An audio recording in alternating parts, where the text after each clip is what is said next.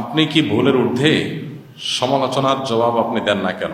আমাদের যদি কেউ কোনো ভুল ধরে, আমরা সবসময় চেষ্টা করি যে ভুল ধরাটা কি যথাযথ হয়েছে নাকি অমূলক হয়েছে।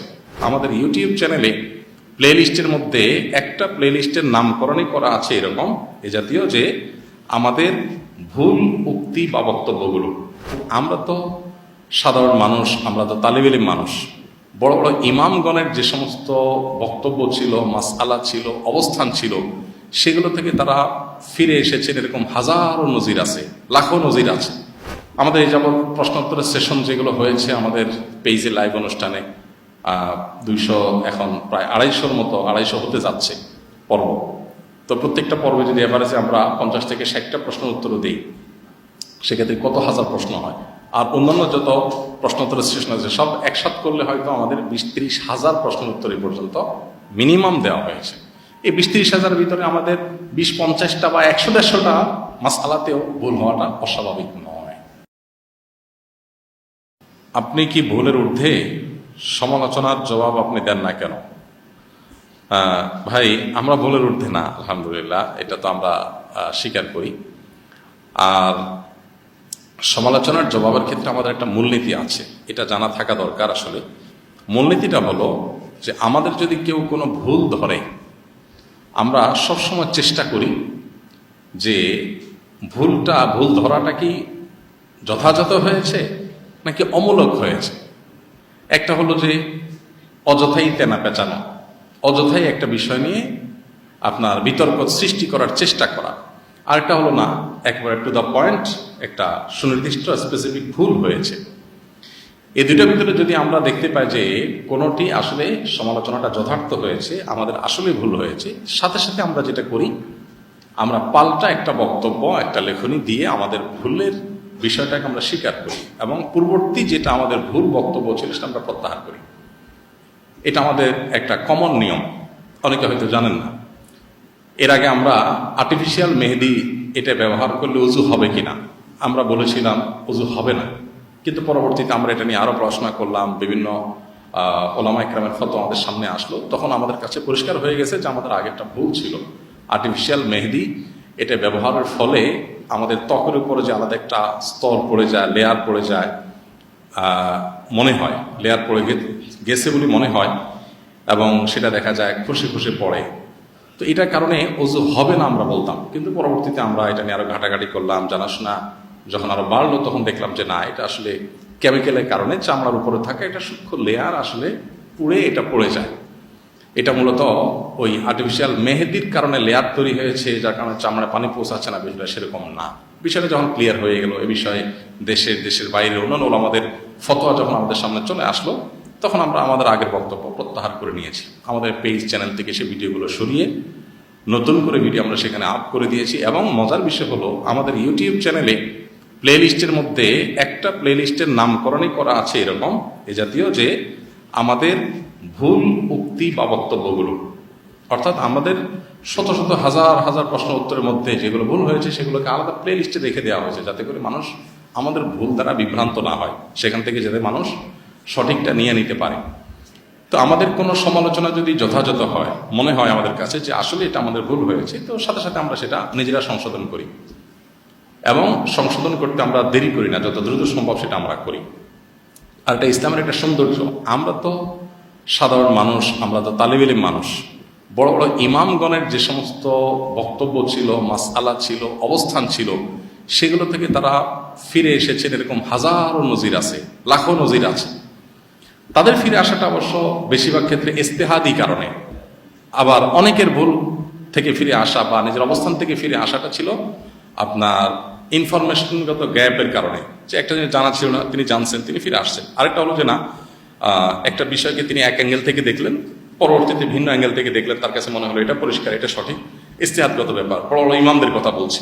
এই জন্য তাদের দেখবেন যে একই মাসআলার ক্ষেত্রে কয়েকটা মত আছে, একটা মত আগের ছিল আর একটা মত পরের হয়েছে। এটা ইসলামের সৌন্দর্য। শেখ নাসিরউদ্দিন আলবানী রহমতুল্লাহ আলাইহি সমকালীন যুগের মুহাদ্দিসদের মধ্যে বেশ সুপরিচিত একজন মুহাদ্দিস। হাদিস নিয়ে তার অনেক কাজ, বিপুল পরিমাণ কাজ আছে আমরা জানি। তো এত বেশি কাজ, এত বেশি আপনার কর্মযজ্ঞ, এত বেশি তালিফাত, লেখালেখি, তার বড় বড় মানে ভলিউম এক একটা সাবজেক্টের উপরে তার বই লেখা, কিতাব লেখা, এরপরও তার জীবনে যে সমস্ত মতামত থেকে তিনি ফিরে এসেছেন, আগেরটা তিনি সঠিক মনে করেননি, পরেরটা সঠিক মনে করছেন, এই মতামতগুলোকে কয়েক ভলিউমের একটা কিতাবে লেখা হয়েছে, যেটার নাম হলো তারাজুআতুল আলবানী, সম্ভবত 4 খণ্ডের একটা কিতাব।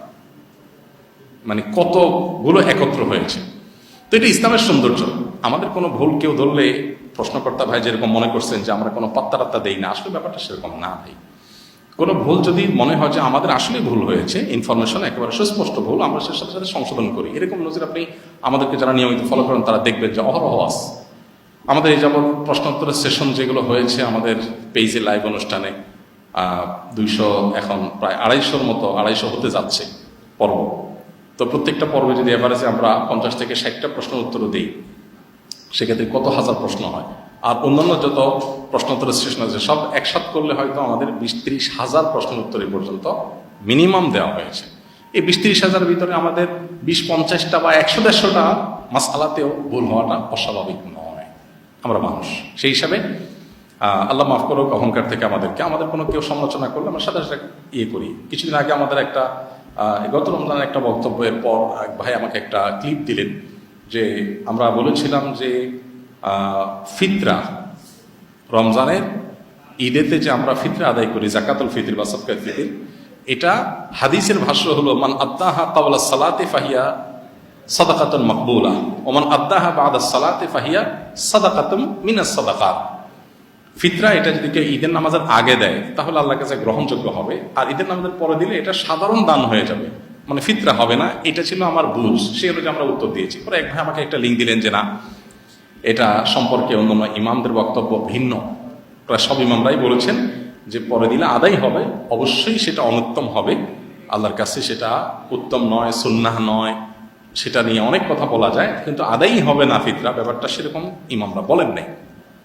পরে আমরা দেখলাম যে হাদিসের বিভিন্ন ব্যাখ্যা ওলামা একরাম করেছেন, আমরা সেটাকে সাথে সাথে প্রত্যাহার করে পাল্টা বক্তব্য দিয়েছি। তো এটা আমাদের একটা রুটিন কাজ, যেটা হয়তো অনেকে জানেন না, এই জন্য মনে করেন যে আমরা বোধহয় কোনো সমালোচনার আমলে নেই না, আমরা বোধহয় সব জানতা শমশের ভেবে বসে আছি। না, আমাদের ভুল ধরলে কেউ আমরা খুব শ্রদ্ধার সাথে সেটাকে মেনে নিই এবং স্বীকার করি। তবে ওইটা নিয়ে খুব বেশি হইচই করার কোনো প্রয়োজন আছে বলে আমরা মনে করি না। ভুল কে ধরবে এটা ব্যাপার না। অনেক এই যে ফিতরা বিষয়টা যে ভাই ভুল ধরেছেন, এই ভাইকে আমি চিনি না এবং পরিচিত কোনো মুখ না, একদম সাধারণ কোনো আলেম। আলহামদুলিল্লাহ, যখন লিঙ্কটা আমাদের কাছে আমরা তাহকিক করলাম, দেখলাম হ্যাঁ ওনারটাই সঠিক, আমার সাথে সাথে স্বীকার করে নিয়েছি। তো এটা তো ইসলামের সৌন্দর্য, আলহামদুলিল্লাহ। এক্ষেত্রে আমরা কোনো বাজ বিচার করি না। আর যে ভুল আমাদের কাছে মনে হয় যে এটা আসলে ভুল না, যে ভুল ধরাটা আমাদের কাছে মনে হয় আসলে ভুল না, এটা হলো তেনা পেঁচানো, এটা হলো অহেতুক একটা বিষয় বোঝার পরও আপনার সেটাকে নিয়ে জাস্ট একটা বিতর্ক তৈরি করার চেষ্টা, সেটাকে আমরা ইগনোর করে যাই। কারণ আমি যদি কোনো কিছু ভুল না করি, কে বললো না বললো কি বললো এটাতে আমার কিছু আসে যায় না। আল্লাহ দেখবেন আমার অন্তরের হালত। আল্লাহ যদি দেখেন যে না আমার নিয়ত ঠিক আছে, আমার বলা ঠিক আছে, কেউ এখান থেকে ভুল ব্যাখ্যা, ভুল অর্থ, মিনিং দাঁড় করে তার মতো কেউ কিছু যদি কেউ কিছু করে, এতে আমাদের চিন্তার কোনো কারণ নাই। ইয়া আইয়ুহাল্লাযীনা আমানু আলাইকুম আনফুসুকুম লা ইয়াদুররুকুম মান দাল্লা ইযা ইহতাদাইতুম। আল্লাহ বলেছেন তোমরা নিজেরা যদি হকের উপরে থাকো, তাহলে তোমার কথার ভুল ব্যাখ্যা দিল কেউ, অথবা কেউ নিজে গোমরা হয়ে সে তোমার কোনো বিতর্ক সৃষ্টি করার চেষ্টা করলে তো তোমার কিছু আসা যাবে না। তুমি নিজে ঠিক আছো কিনা, বাইনাকা ওয়া বাইনা আল্লাহ, তুমি ক্লিয়ার কিনা, তুমি আল্লাহর কাছে পরিষ্কার কিনা, যে তুমি যা বলেছ সেটা তোমার ইন্টেনশন কি ছিল, নিয়ত কি ছিল, তোমার মন্তব্য সঠিক ছিল কিনা, তুমি সঠিক আছো। আরেকজন সেটা নিয়ে ঝামেলা তৈরি করার চেষ্টা করছে, কথা বাড়ানোর চেষ্টা করছে, এটা তোমার কিছু হারবে যাবে না। তা আমরা এই উসুলটা মেনটেন করি। যদি মনে হয় ভুল পরিষ্কার, সেটা আমরা সাথে সাথে ক্যাচ করে নিই। আর যদি মনে হয় ভুল নয়, তখন আমরা আরিদ আনিল জাহিলিন, আমরা এর উপর আমল করি, আমরা সেটাকে ইগনোর করে নিজের মতো কাজ করে যাই। এবং এই পদ্ধতিটা ডক্টর আব্দুল্লাহ জাহাঙ্গীর রহমতুল্লাহের কাছ থেকে মূলত আমি হাতে কলমে শিখেছি। স্যারকে বলতে শুনতাম, স্যার বলতেন যে দেখেন, জবাব দেওয়ার পিছনে যদি আমরা সময় ব্যয় করি তাহলে আমরা কাজ করতে পারবো না। কারণ দেখা যাবে যে আজকে একজন একটা বলবে, কালকে আরেকজন আরেকটা বলবে, তখন এটা কিছু মানুষ একটা কাজ বানায় নিবে অহয়তো কোনো কারণ ছাড়াই, শুধুমাত্র আপনার সময় নষ্ট করার জন্য। শয়তান আপনাকে আরেকটা কাজে ফোকাস নষ্ট করে এঙ্গেজ করে রাখার জন্য আপনাকে এই কাজে লাগায় রাখবে, কোনো দরকার নেই।